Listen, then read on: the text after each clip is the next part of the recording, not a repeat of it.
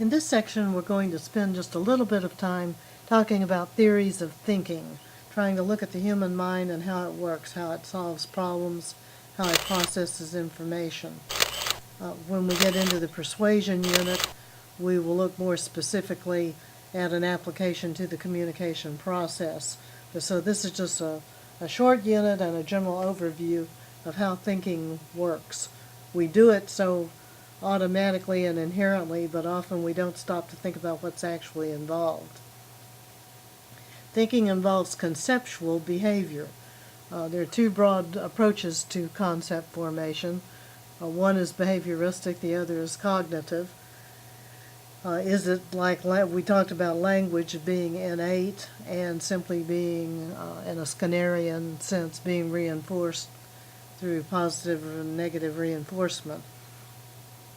And so the question then is in part, how does thinking occur? Is thinking simply behavioristic? We've been reinforced in certain ways, and so we think the way we do because of positive and negative reinforcement, or is there a broader, more sophisticated approach to this? And so the cognitive school is asking, what is a concept? And at present, at least in the 1302 course, you are assigned to write 2 papers in which you take concepts from this course and use those concepts to describe and identify and label elements of what you are writing about. So what is a concept? Well, Byrne said that a concept is formed whenever 2 or more distinguishable objects or events have been grouped or classified together on the basis of some common feature or property. Well, that's kind of wordy. But when 2 or more distinguishable objects or events have been grouped together or classified together on the basis of some common feature or property. Now, I've helped you this semester in here. Many of these concepts are in bold ink. They're highlighted. Well, it's not ink on a slide, but anyway, they're bolded. They're identified. They stand out on these slides to help you identify them. In your textbook, they're often in bold ink or italics. They stand out and jump out at you.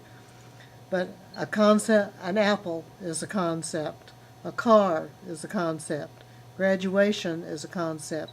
It's very often a noun. It may have an adjective accompanying the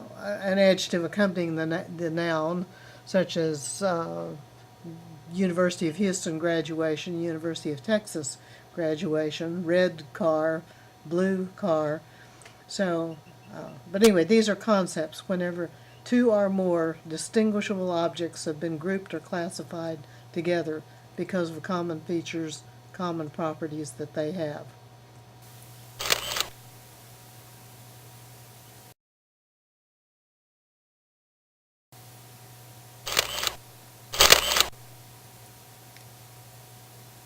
So what is conceptual behavior?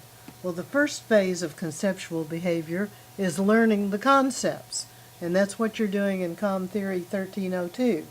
Concept formation. You are learning concepts, and think already of how many new words you have learned this semester. And this is a large part of what your college education is about. If you're going to be a microbiologist, you have to name microorganisms and learn to identify those. If you are studying plants, you learn the names of plants and so on. But learning the concepts, learning the names of things, that's level 1. That's the most fundamental level. But equally important is concept utilization. How can you use these concepts in your own life? And I suspect that when we get to the interpersonal communication unit about the middle of the semester, that's where most of the concept utilization will occur on your part. Some of you may be intrigued by what we've studied so far, find it interesting,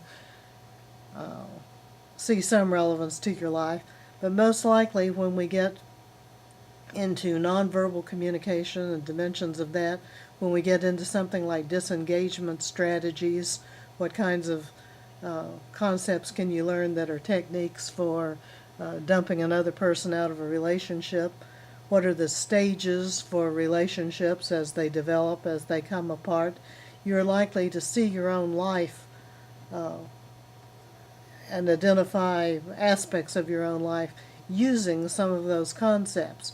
And when you've done that, you've moved to a higher level of conceptual behavior. It's like the child in elementary school who's learning the names of things.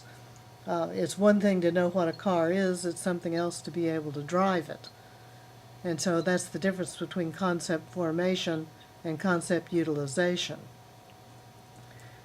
Miller, Gallant, and Pribram have a cybernetic approach. We looked at cybernetics earlier on and said there's a sensor, a comparator, an activator, and so forth. And if you take that and kind of overlay it with thinking, they point out that thinking involves planning, that thinking is a cybernetic mechanism because we sense feedback and we adjust accordingly.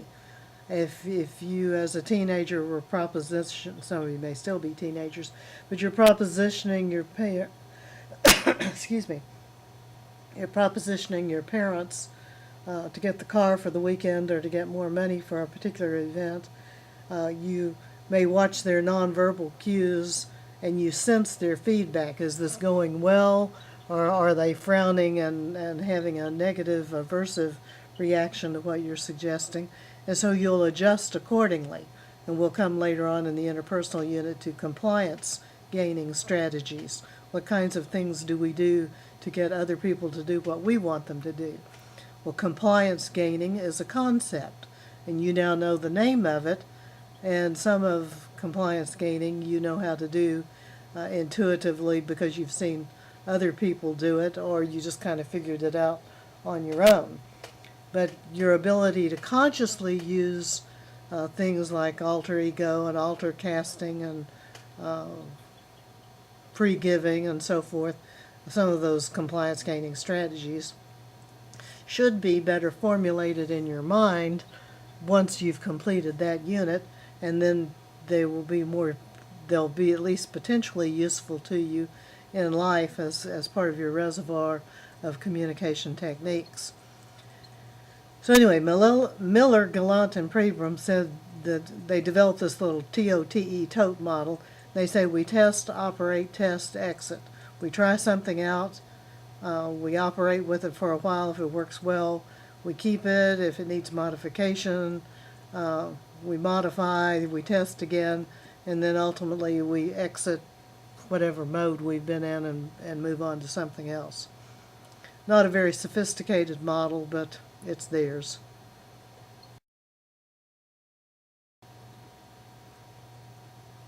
Okay, well, most of you have probably heard of Jean Piaget by now.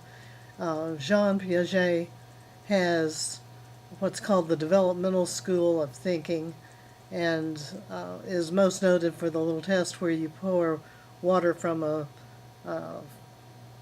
tall, narrow beaker into a short, wide beaker and ask the child whether the water will fit or if they think it's going to spill out and so forth. If you've ever been exposed to that, then you've had some exposure to the developmental notion of Piaget.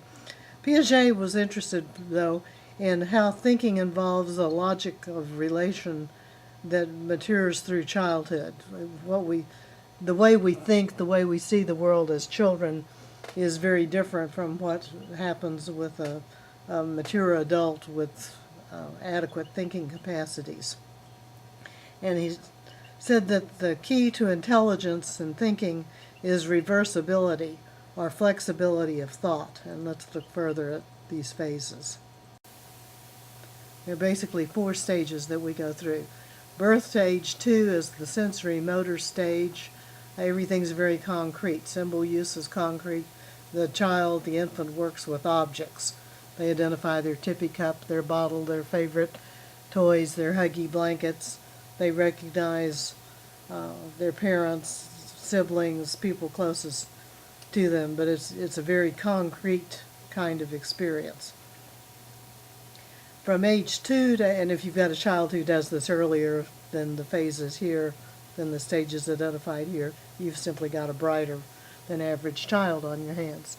But generally, from age 2 to age 7, maybe age 8, is the pre-operational phase. And this is where the child separates self from the environment and comes to know the difference between symbol and object. But they're still not up at the level that they're able to generalize about things. But they understand if you say, want to go to grandma's house, that may evoke a smile, or grandpa is coming to see us later, may bring a smile. Whereas the dog, they understand what you're talking about, so that they are able to conceptualize things even though they don't see them. And that's what's meant by they can separate themselves from the environment. Before the age of 2, it's basically whatever's in front of their face, when their present conscious awareness is where their focus is, and they don't grasp anything beyond that. And they learn that things have names. They can ask for water, they can ask for a strawberry, for a piece of candy, and that's knowing the difference between the symbol and the real thing.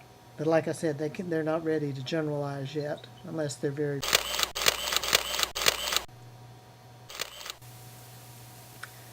Okay, stage 3 is concrete operations, stage 4, formal operations. Ages 8 to 12 is concrete operations. This is the phase where reversibility develops, where relational thinking occurs, even hypothetical thought. But it still requires a concrete, tangible element to it. This notion of reversibility is what the famous water in the beaker test is about, and I didn't have any pictures of beakers to put up here for you, but maybe somebody will find one for me and we'll adapt the slides sometime. But imagine, if you will, two beakers of equal volume, and see, because you all are at formal operations and can deal with purely abstract symbols, I can give you this hypothetical scenario and you're able to follow it, which a 5th grader normally couldn't do. But you have two beakers of equal volume, one tall and narrow, the other flat and wide, but they hold the same volume. The person who has developed reversibility understands that you can pour the water from one into the other and back and forth, and that if you're careful, you won't spill the water, and the beakers will hold that water. If the child has not developed reversibility, then they'll believe that when you try to pour the water from the tall beaker into the flat beaker, that some of it's going to run over onto the table or onto the floor. They'll think that the flatter beaker won't hold the water. Some of you are better at this than others. A good way on a daily basis to test this is when you have leftover food after a meal. Can you pick up a container that is exactly the right size to hold the leftover salad, the leftover potato salad, whatever it may be that needs to be stored in the refrigerator? Some people hit with remarkable accuracy on that sort of thing. Others pick a container that's always too big because they're erring on the safe side. And some people pick a container that's too small and they always have to throw a spoonful or two into the trash can. Okay, about age 12 is where this reversibility should be complete. Again, with brighter children, it happens earlier, but age 12 to adult is where we reach the level of what's called formal operations, and at that level we're able to purely manipulate purely abstract symbols, and particularly like in higher math or philosophy. There's no point in teaching unless you've got bright kids. Generally, there's no point in teaching algebra to 1st or 2nd graders. They simply aren't ready for formal operations at that level. And so that's the point here. Let's move on.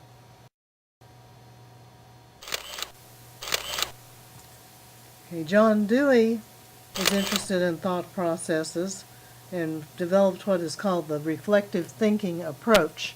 It's not so much a theory as it is an approach. It doesn't predict outcomes, but it provides a reasonable approach for problem solving and leading, working through, leading a group or leading oneself through the identification of a problem to the particular solution. And you've probably found yourself doing this in varieties of situations and not knowing exactly what to call it, perhaps.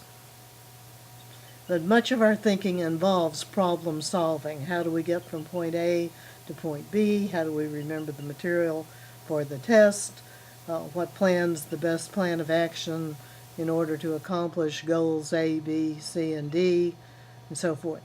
And do we recognize that there's an ordered sequence of steps leading to a conclusion, and that if we follow those, we can be very productive in this process.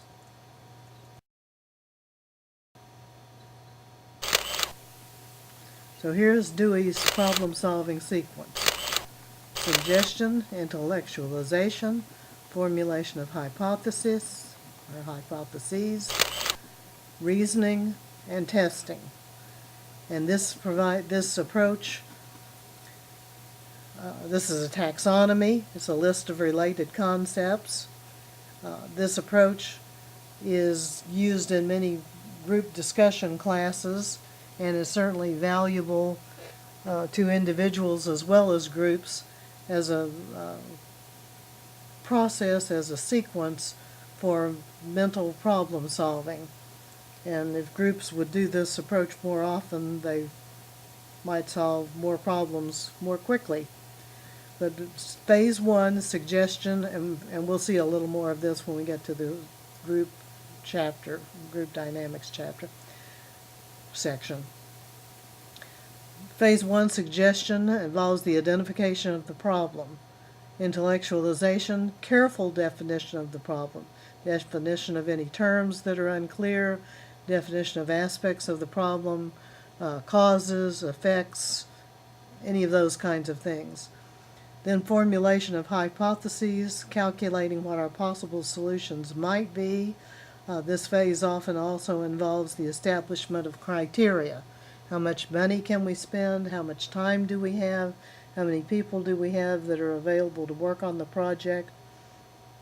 Because the possible solutions that are available to us are also influenced by these kinds of limiting factors. And if we identify our criteria early on, then we're more likely to reason in step 4 more accurately.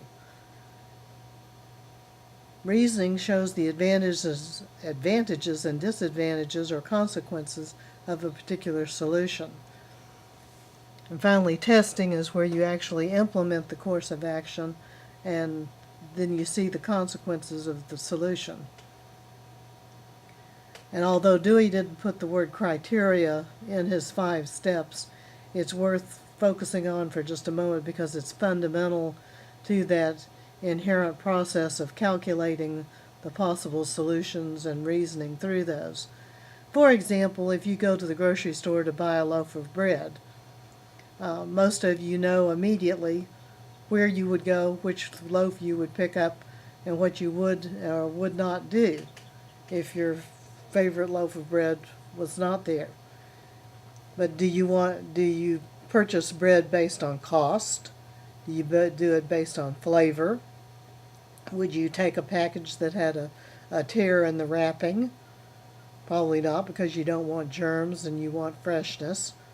But you know whether you're going to head for cinnamon raisin bread or multigrain bread or white bread or wheat bread, rye bread. So taste, color, cost, hygiene, maybe there's some visual appeal. All of these kinds of the packaging appeal.